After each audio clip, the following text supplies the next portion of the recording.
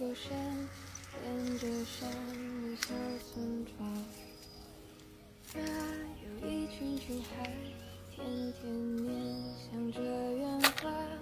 有一家小卖部，夜夜开到凌亮点，不知他有时思念谁。那个月亮弯弯，高高挂在了天上。那时外婆总是一走上小板凳上。小鸟提个多少怎么噻？那怎么是不是这点茶叶啊？不是那叶子好大，变成老么了。那样的老么噻，就要喝点的茶叶。那现在的哈的这细毛尖儿我都苦。不是那边还有红的，不晓得是不是茶叶。那年轻儿不晓得呗。那红的是有太阳的是长的，那个老茶叶是银厂儿长的。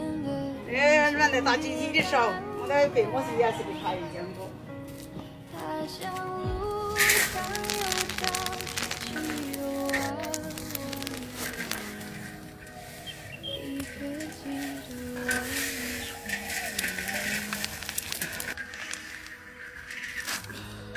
我们人的小东是小孩的时候，我们做茶叶。